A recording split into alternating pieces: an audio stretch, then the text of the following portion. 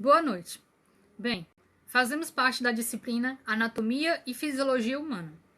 Os integrantes da equipe são Janiele Ferreira, Lucas Félix, Maria Nagnara e Rafael Jameson. Ficamos com o tema Anatomia do Sistema Tegumentar. A primeira coisa que devemos saber, quando falamos a respeito da pele, é que a pele não é um tecido. A pele é um órgão formado por um grupo de tecidos e é o maior órgão do corpo humano em extensão e volume. Se pegarmos a pele e abrirmos ou esticá-la, podemos observar que ela vai ter em média 2 metros quadrados, mas isso vai depender, claro, do tamanho do indivíduo. O sistema tegumentar é composto pela pele e anexos.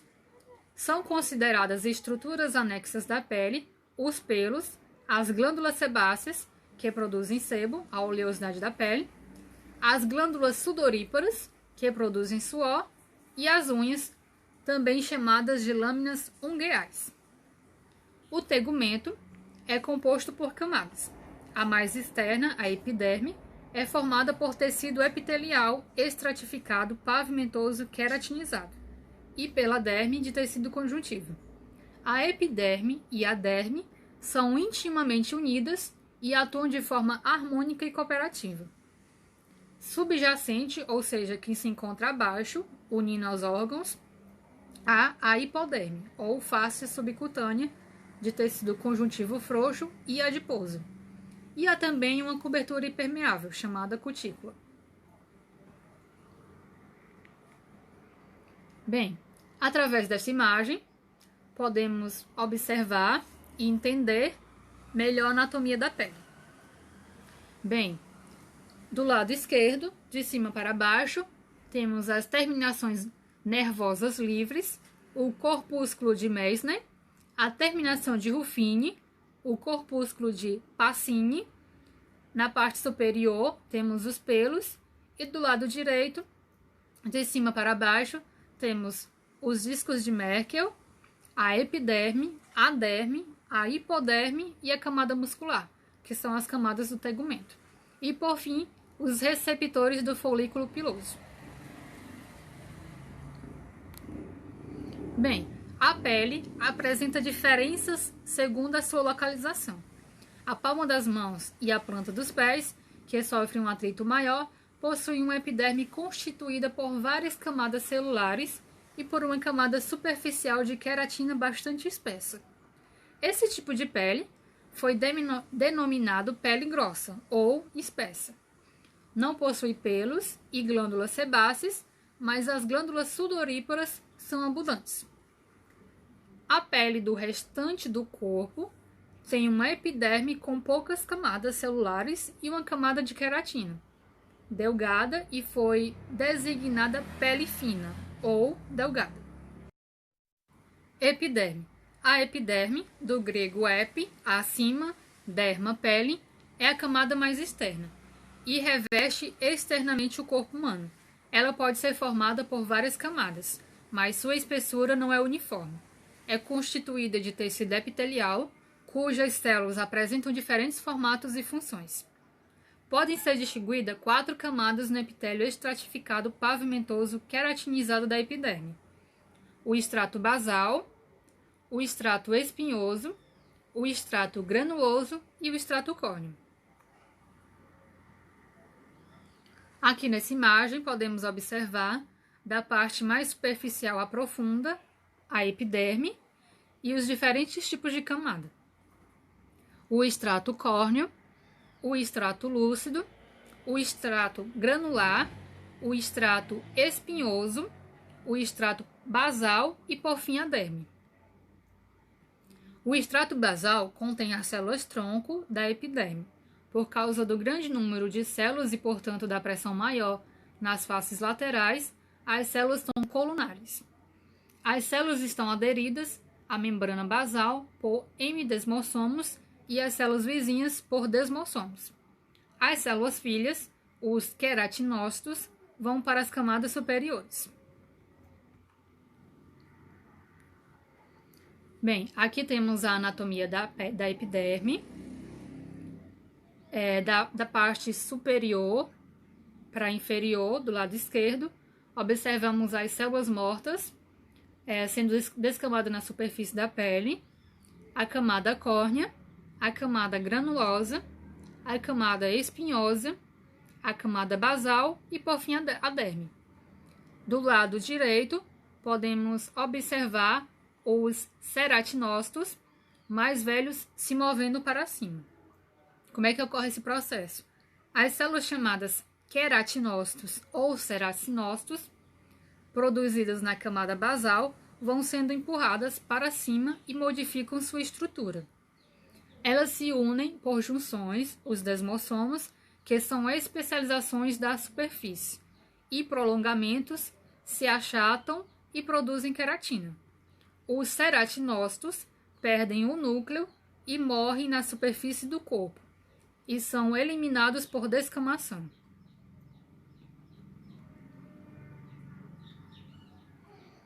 Bem, no extrato basal há também os melacinócitos e as células de Merkel. Essas células se diferenciam na vida intrauterina a partir do ectoderma neural, mais precisamente nas células da crista neural. No adulto, há células troncos dos melanócitos nos folículos pilosos e os melanócitos são capazes de se dividir.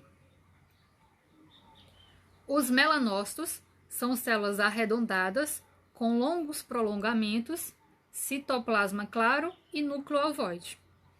Em vesículas membranosas, denominadas melanossomas, oxidam a tirosina em 3,4 de hidroxifenililanina, DOPA, através da enzima tirosinase e transformam a DOPA em melanina, do grego melas, negro. Um pigmento pardo, amarelado a marrom escuro. Pela fagocitose da extremidade dos prolongamentos, os grãos de melanina são introduzidos nas células do extrato basal e do extrato espinhoso e a melanina concentra-se sobre o núcleo.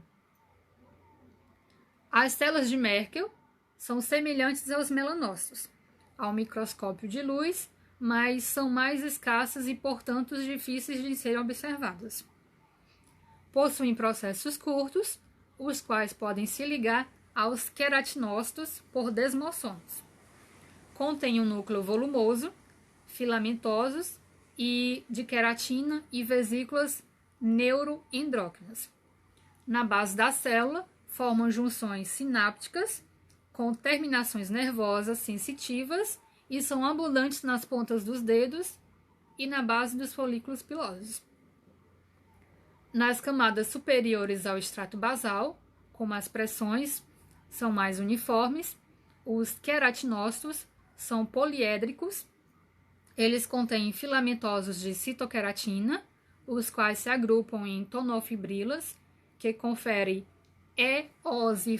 eosinofilia ao citoplasma, exibem projeções curtas que estão ligadas por desmossomos às projeções das células adjacentes, o que contribui para a resistência da epiderme ao atrito. No corte histológico, essas pontes intercelulares parecem espinhos, por isso esse extrato é chamado espinhoso. Nesse extrato, são mais facilmente vistas as células de Langerhans. São células apresentadoras de antígenos e originam-se de precursores da medula óssea. Com HE, elas exibem citoplasma claro e núcleo ovoide ou indentado. A visualização dos prolongamentos dendríticos é possível com a imunocitoquímica ou a impregnação pelo cloreto de ouro. Os precursores da proteína filagrina formam os grânulos de queratina e hialina, querato e hialina, que são basófilos e não envoltos por membrana.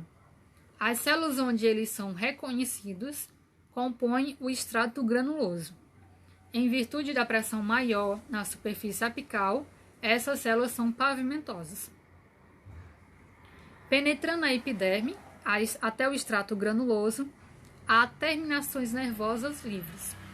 Elas são ramificações de fibras amielínicas aferentes desprovidas de células de Schwann. Nas células superficiais da epiderme, a involucrina e a loricrina associam-se à membrana plasmática, espessando-a. A filagrina forma ligações cruzadas com as citoqueratinas, promovendo a agregação dos tonofilamentos em tonofibrilas e destas em fibrila de queratina, queratina mole, e a compactação desse material. As células mortas constituem o extrato córneo. As células são pavimentosas, anucleadas e queratinizadas. Sua espessura varia, sendo maior na pele grossa, submetida a maior fricção do que a pele fina. As células superficiais do extrato córneo não apresentam desmossomos e são descamadas com abrasão. Os desmossomos são degradados por peptidases ativadas pelo pH ácido desse extrato. Como vocês podem observar nessa imagem, da parte superficial à profunda, temos todas as camadas, o extrato córneo, o extrato lúcido, o extrato granular, o extrato espinhoso, o extrato basal. Do lado direito temos os queratinócitos mortos, os grânulos lamelados, o queratinócito, temos as células de Langerhans, as células de Merkel, o disco tátil, o neurônio sensitivo, o melanócito e, por fim, a derme. Bem, aqui terminamos a epiderme e agora vamos entrar na derme. Derme. Bem, a derme, definir basicamente, ela é resumidamente uma pele grossa e bastante irregular. Bem,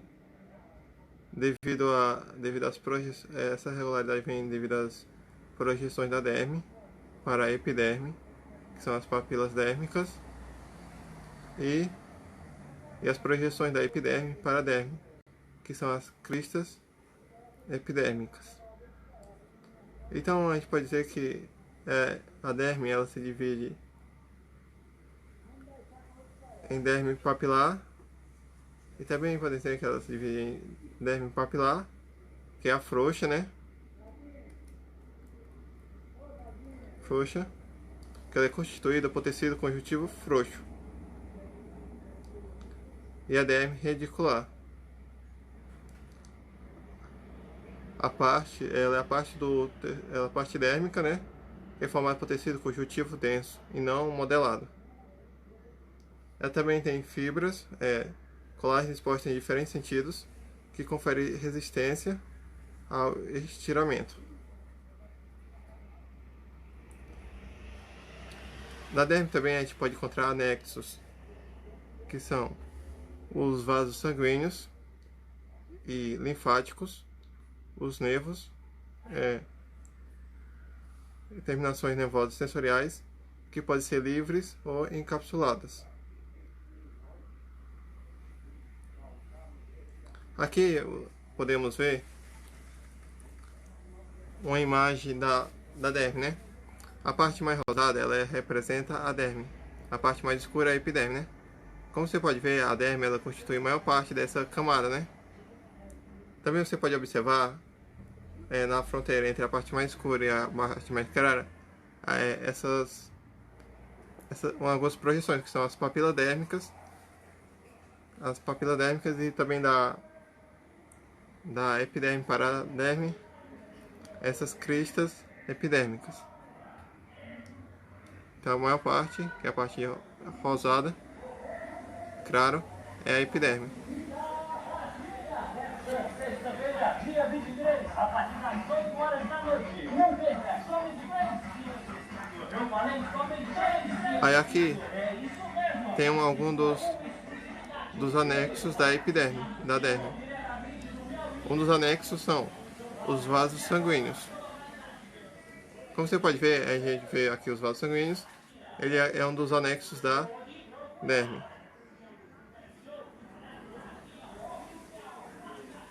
Também temos os vasos linfáticos. Eles também são anexos da derme, né? Embaixo dos linfáticos, aí você pode ver sua estrutura, né? Que ela se encontra na parte no sistema linfático, na parte da epiderme. Também temos os receptores sensoriais, que também são anexos da derme. Eles são ramificações de fibras nervosas, e alguns se encontram encapsuladas e outros soltas.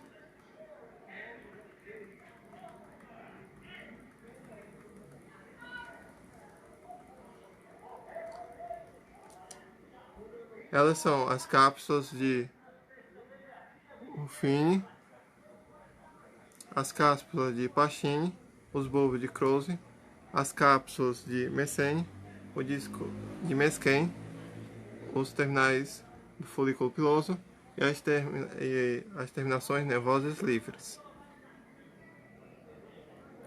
Agora podemos ver a imagem desses receptores, né? Esses receptores sensoriais. Temos a cápsula de Pacini, temos que é responsável pela pressão e a vibração. Temos o córpus de Mesquin, que tem a questão do tato, pressão e vibração. Temos o córpus de Ruffini, né, que é o tato. Temos também o plexo das raízes pilosas, que também trata o tato. Tem um bulbo terminais Krause, que trata da sensação de frio. Temos os discos de Mesquin, que fala tanto sobre o tato e a pressão. E também temos as terminações nervosas livres, que são as cócegas, de cócegas, prurido, calor, frio e dor, né?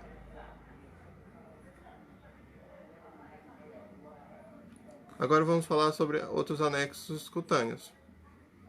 Um desses anexos são as unhas. As unhas são placas queratinizadas localizadas na ponta dos dedos.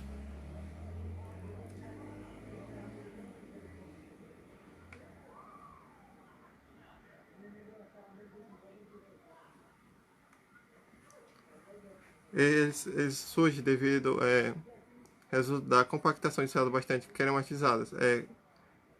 Queratina dura, né? Os pelos. Os pelos são espalhados pelo corpo. Também temos os pelos, que são os anexos, né? Eles são espalhados por todo o corpo, com exceção das palmas das mãos e da sola dos pés e de certas áreas genitais. Eles também são formados de queratina e resto de células epidérmicas mortas, compactadas, e se formam-se dentro do folículo piloso.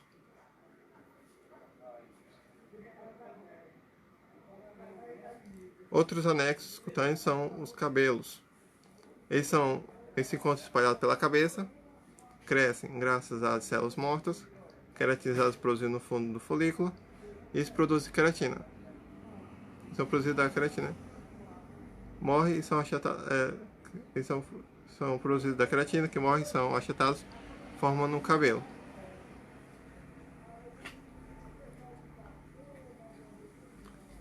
A gente pode falar que também dá um revés, que a cor dos pelos e dos cabelos, a sua escuridão está relacionada muito à quantidade de melanina, né?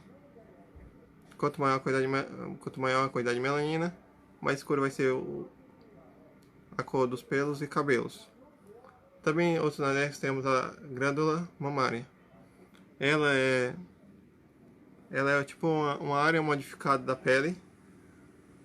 A glândula mamária é uma área modificada da pele, com glândulos sudoríferos especializados na secreção de nutrientes sob influência hormonal.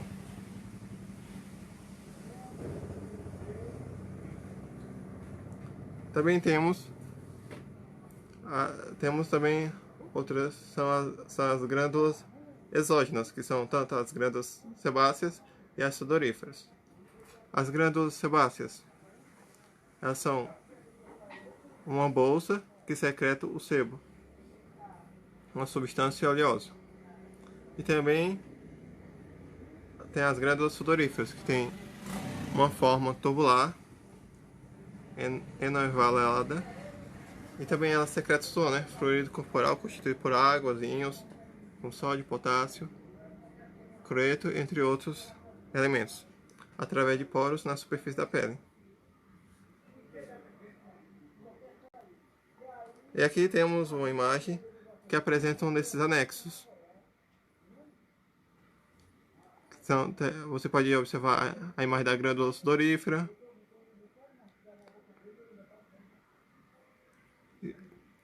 Temos também a glândula sebácea. Da derme temos os vasos sanguíneos.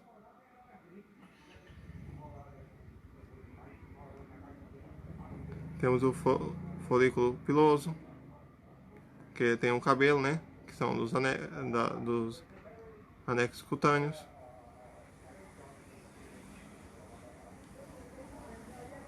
Aí nessa imagem você pode observar algum desses anexos.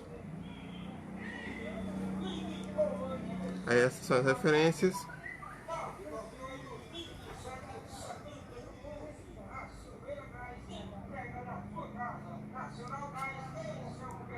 Obrigado.